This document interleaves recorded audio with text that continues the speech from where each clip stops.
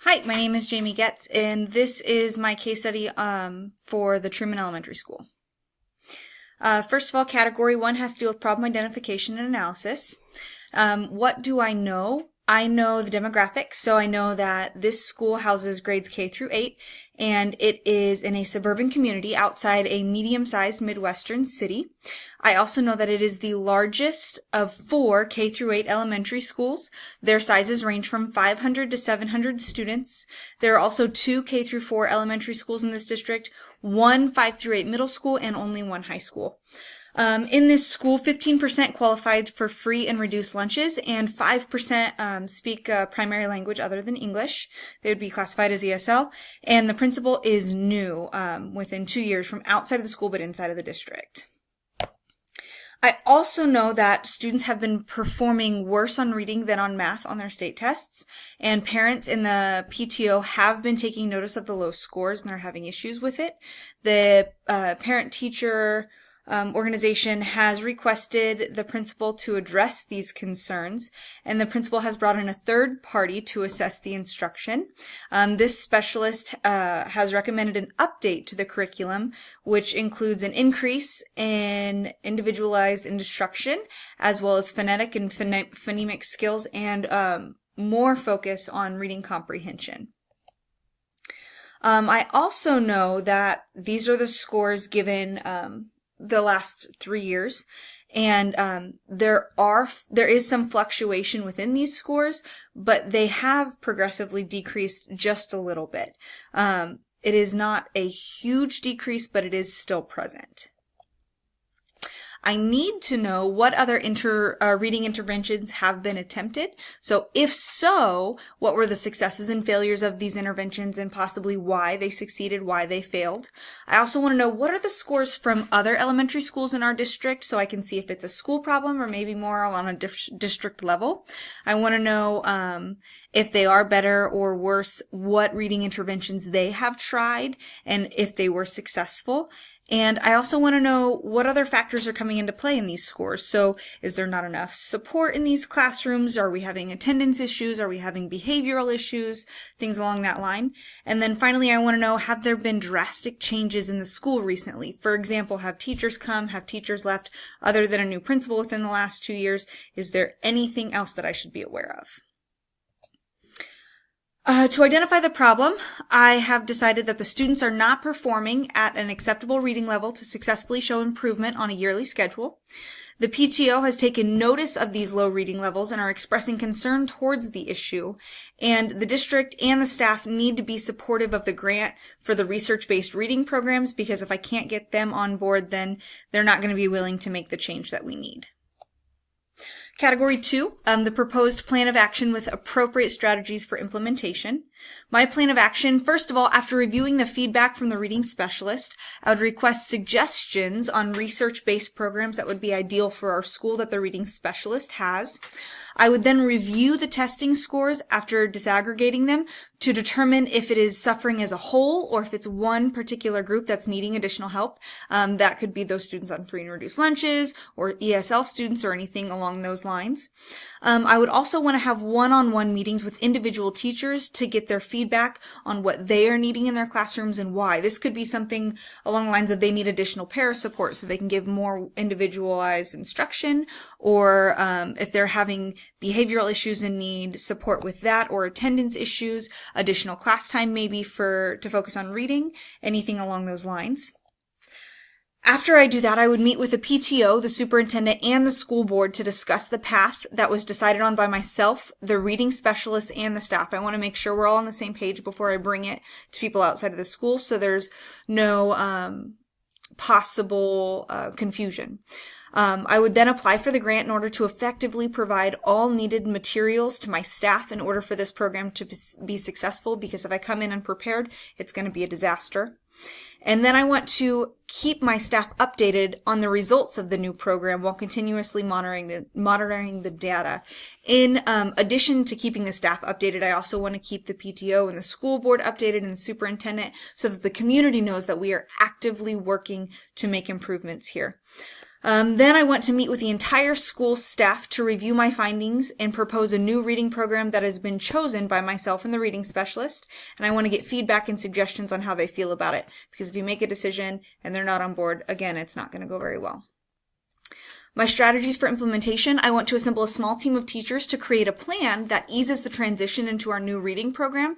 They will be in charge of ensuring that all state standards are met and all criteria of the program are being implemented. Then I want to create a training program that adequately instructs my staff on how to implement the new reading program to their students. If I just set them free and let them try it, they might not be doing it correctly and it might not be effective, as well as they might get frustrated and give up. In addition to these training programs, I want to allow some one-on-one professional development for those who feel like they need more training. I will also have weekly walkthroughs of the classrooms to ensure that the program is being followed and everything's running smoothly.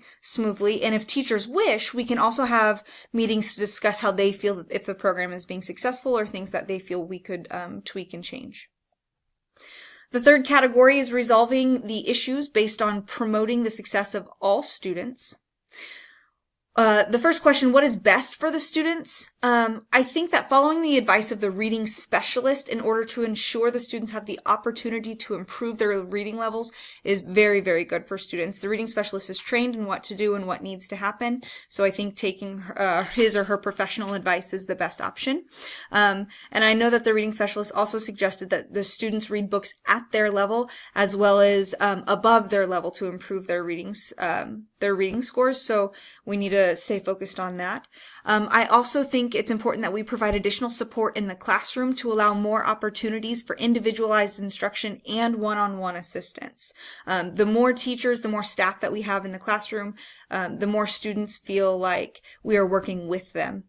And then finally, I think it's very important that we review the disaggregated data in order to identify subgroups in need of additional support so we can give additional individualized instruction. The fourth category is debrief the problem by reflection. What was I thinking, feeling, and valuing through this case study? I was thinking a lot of things. There were a lot of things going on in my head. First of all, I wanted to know, how could it have gotten this bad? How could we not have seen this data to begin with?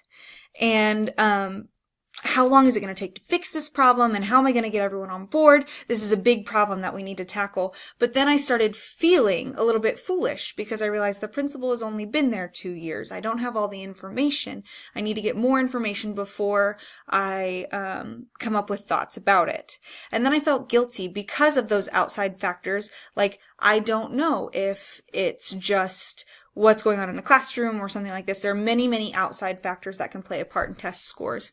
And then finally, I was valuing the additional support provided to me by the district, meaning the reading specialist, and I was valuing the staff that is hands-on and willing to work and change, those staff that would volunteer for the committees and helping us find a new program that was successful. What issues are unresolved? The financial security. There's so many things that could come into play here. First of all, were we chosen as a recipient for the grant? If not, or if we did we receive enough money for the grant to fully support this program? Or if not, would the district help fill those monetary gaps when they present themselves? Because money is a huge factor in how much we can provide for our students.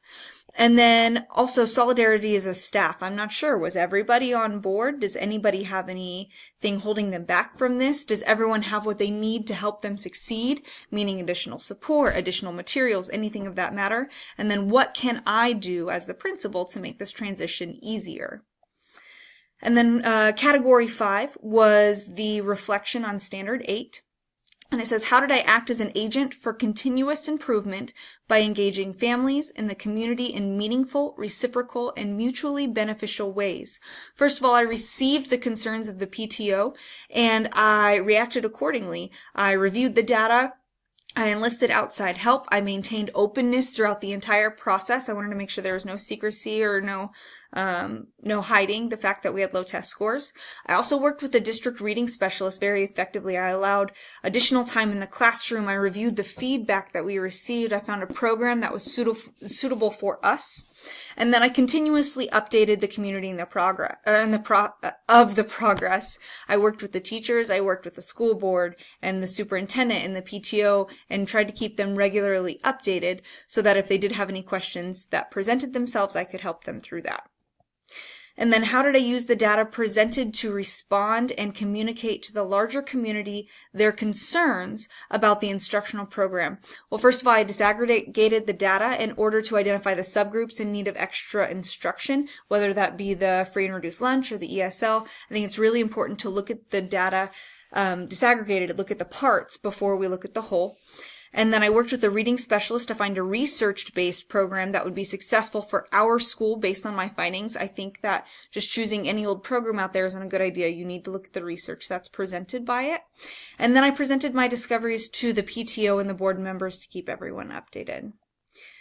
How did I establish an open dialogue with the decision makers outside the school concerning the efforts of teachers and students, and how these decision makers can effectively influence and improve instruction and student performance? I was always open and honest with the PTO. I included the school board and the superintendent in my decision making, and I utilized the district reading specialist in the process of finding a solution. I think it's really, really important to bring as many outside opinions as you can, because a school is only as successful as the people who support it. All right, well, thank you for watching my presentation.